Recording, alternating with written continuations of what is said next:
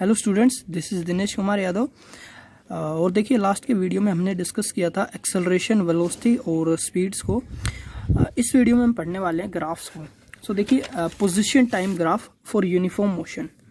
सो यहाँ पर देखिए आप यूनिफॉर्म मोशन क्या होता है। तो यूनिफॉर्म मोशन हमने बताया था कि अगर कोई ऑब्जेक्ट है जो कि कवर करता है इक्वल डिस्प्लेसमेंट या equal distance in equal interval of time, तो हम उसके मोशन को कहते थे कि वो यूनिफॉर्म मोशन है। तो सपोज ये कोई ऑब्जेक्ट है जो कि यहाँ पर ये 1 मीटर की डिस्प्लेसमेंट कवर कर रहा है, ठीक है, इन 1 सेकेंड। तो यहाँ पर देखिए भाई इसका जो मोशन है ये कैसा होगा, ये बेसिकली एक यूनिफॉर्म मोशन होगा। इसकी वेलोसिटी जो होगी वो यूनिफॉर्म वेलोसिटी होगी और इसका मोशन यूनिफॉर्म मोशन होगा यहाँ पर, because it is covering equal distance in equal intervals of time.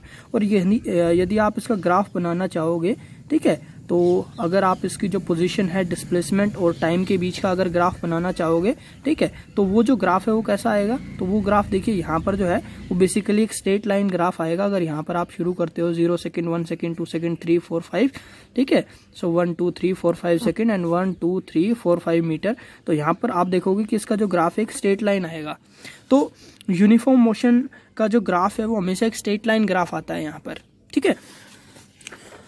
So position time graph for an object in uniform motion along a straight line path is a straight line inclined to the time axis। तो यहाँ पर जो position time graph आता है किसी object का जो कि यूनिफॉर्म मोशन करता है along a straight line, ठीक है, एक सीधी रेखा में, तो वहाँ पर वो जो उसका ग्राफ आता है वो बेसिकली एक स्ट्रेट लाइन होता है जो कि इंक्लाइंट होता है, थोड़ा झुका हुआ होता है on the two the time axis, ठीक है। कि ये जो ग्राफ है टाइम एक्सिस जो है इसके ऊपर इंक्लाइंट होगा, ठीक है। ये जो इंक्लिनेशन है ये बेसिकली कितना भी हो सकता है, ठीक है, ऐसे कम ज़्यादा हो सकता है, बट बिल्कुल ऐसे नहीं हो सकता, परपेंडिकुलर नहीं हो सकता, ठीक है, थोड़ा सा इंक्लाइंट होगा हमेशा इसके ऊपर।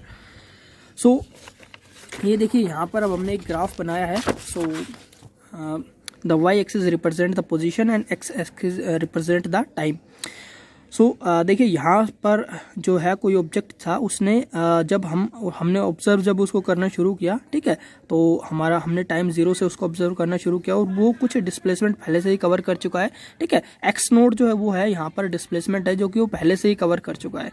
अब यहाँ से हमने उसको ऑब्जर्व करना शुरू किया तो देखिए यहाँ पर इस तरह से टाइम इंक्रीज होगा, ठीक है। सो किसी इंस्टेंट T2 पर हमने देखा, ठीक है, कि जो ऑब्जेक्ट है वो P पोजीशन के ऊपर है। किसी इंस्टेंट T1 पर हमने देखा कि ऑब्जेक्ट P पोजीशन पर है और उसकी जो पोजीशन है वो यहाँ पर x1 है, ठीक है। नेक्स्ट इंस्टेंट हम T2 इंस्टेंट पे देखते हैं कि हमारा जो ऑब्जेक्ट है वो मोशन कर रहा है तो वो Q पोजीशन पर आ गया है और अब उसकी जो पोजीशन है वो x2 है, ठीक है। जो P पॉइंट है यहाँ पर, P पॉइंट के ऊपर जो पोजीशन है ऑब्जेक्ट की वो x1 है, ठीक है, टाइम T1 है। Q पॉइंट पर ऑब्जेक्ट की जो पोजीशन है वो x2 है और टाइम T2 है, ठीक है। मैं इसको पोजीशन डिस्प्लेसमेंट बोल रहा हूँ बार बार, सो आप कंफ्यूज मत होइए, ठीक है, दोनों एक ही चीज़ है।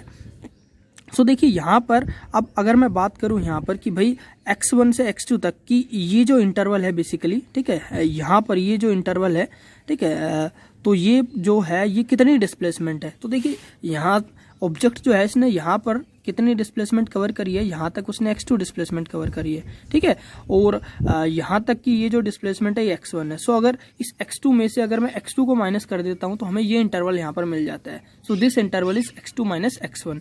सिमिलरली यहाँ पर देखिए अगर हमको ये इंटरवल चाहिए PR, ठीक है, PR अगर हमको चाहिए तो हम क्या करेंगे, यहाँ पर हम भाई जो OT2 है, ठीक है, ये जो इतना इंटरवल है, इतना टाइम है, इसमें से हम इतने टाइम को माइनस कर देंगे, मतलब हम OT1 को माइनस कर देंगे, ठीक है। सो ये हो गया T2 माइनस T1। तो ये जो है ये जो हमारा बेसिकली इंटरवल है, टाइम इंटरवल है, ये T2 माइनस T1 और ये जो हमारा पोजीशन इंटरवल है this is x2 minus x1, ठीक है। सो हम देखिए यहाँ से क्या करने वाले हैं, हम यहाँ पर स्लोप पता करेंगे, ठीक है, कि अगर हम स्लोप निकालते हैं, भाई अगर हम स्लोप निकालते हैं यहाँ पर पोजीशन टाइम ग्राफ का एक यूनिफॉर्म मोशन के अलोंग, तो जो स्लोप है वो हमें क्या इन्फॉर्मेशन देता है ये हम पता करना चाहते हैं यहाँ पर, ठीक है। So slope of position time graph AB, तो यहाँ पर जो हमारा AB है, ठीक है, AB जो है इसका हम पोजीशन टाइम ग्राफ यहाँ पर निकालेंगे, ठीक है। तो देखिए पोजीशन टाइम ग्राफ यहाँ पर क्या आएगा। सो पोजीशन टाइम ग्राफ बेसिकली हम स्लोप निकालेंगे पोजीशन टाइम ग्राफ का। सो स्लोप क्या होता है, स्लोप tan थीटा होता है, ठीक है। So slope is equals to tan theta. So यहाँ से हम tan थीटा पता करते हैं। अब देखिए tan थीटा, सो tan थीटा होता है परपेंडिकुलर डिवाइडेड बाय बेस, ठीक है। तो भाई यहाँ पर हमने परपेंडिकुलर है हमारा Q R divided by base है हमारा P R, so Q R divided by P R, the perpendicular is x2 minus x1 and base P R is t2 minus t1। Okay, अच्छा अब देखिए x2 माइनस x1 ये क्या है, ये है बेसिकली p से q तक जाने में उसकी जो डिस्प्लेसमेंट में चेंज हुआ है। ठीक है, जब ऑब्जेक्ट p से q पर गया है तो जो उसकी डिस्प्लेसमेंट में चेंज हुआ है that is x2 minus x1। और t2 माइनस t1 क्या है कि ऑब्जेक्ट जो है वो p से q तक गया है तो इस दौरान टाइम में जितना चेंज हुआ है। ठीक है, सो q पोजीशन पर उसका टाइम t2 था, यहाँ पर टाइम t1 है and change in time is t2 minus t1 final time minus initial time. So x2 minus x1 is change in position or change in displacement, so this is displacement, and t2 minus t1 is change in time interval, so this is time, and we know that displacement divided by time is velocity, so we can say that slope of position time graph is equals to velocity, कि position time graph का जो slope होता है वो क्या होता है, वो basically velocity होता है। okay, so hence slope of position time graph gives velocity of the object, कि अगर हम slope पता करेंगे, ठीक है, position time graph का, तो वहां पर हमें क्या मिलेगा, वो हमें वेलोसिटी की इन्फॉर्मेशन देगा। ठीक है, ये हर केस में नहीं होगा, केवल उसी केस में होगा जब ऑब्जेक्ट हमारा यूनिफॉर्म मोशन करेगा।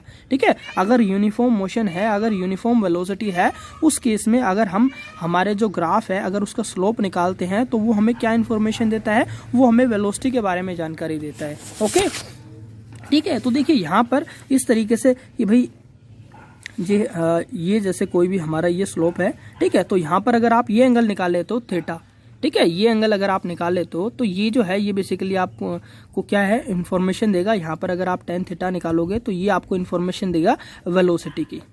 ठीक है, सो इस तरीके से यहाँ पर हम वेलोसिटी निकाल सकते हैं यूजिंग ग्राफ का यूज करके। ठीक है, सो ठीक है, अब देखिए यहाँ पर, अब जैसे मैं यहाँ पर दो ग्राफ बना देता हूँ। ठीक है, एक इस तरह से है और एक इस तरह से है। ठीक है, और यहाँ पर अगर मैं कहूँगा कि भाई बताओ किस ऑब्जेक्ट की ज़्यादा वेलोसिटी है, कौन सा ऑब्जेक्ट ज़्यादा वेलोसिटी के साथ मूव कर रहा है। ठीक है, तो this is position and time, position and time. तो यहाँ पर देखिए ये देखिए इसका अगर हम एंगल निकालते हैं यहाँ पर, ठीक है, यहाँ पर हम थीटा निकालेंगे, इसका हम थीटा निकालेंगे। ठीक है, तो जिसका एंगल ज्यादा होगा, जिसका थीटा ज्यादा होगा, उतनी ही ज्यादा वेलोसिटी होगी। तो यहाँ पर स्लोप से हम बता सकते हैं कि ऑब्जेक्ट की वेलोसिटी कितनी ज्यादा होगी। अगर ये एंगल और ज्यादा बढ़ता है तो वेलोसिटी और ज्यादा हो जाएगी, जितना ज्यादा बढ़ता जाएगा वेलोसिटी उतनी ज्यादा होती जाएगी। और अगर हमारा ग्राफ इस तरह से हो जाता है कि भाई ये बिल्कुल एक स्ट्रेट लाइन ग्राफ हो गया जो कि पैरेलल है अलोंग द पोजीशन एक्सिस के पैरेलल हो गया ये। ठीक है, सो इस केस में देखिए, इस केस में जो हमारा एंगल है थीटा ये कितना हो गया, दिस इज 90 डिग्री।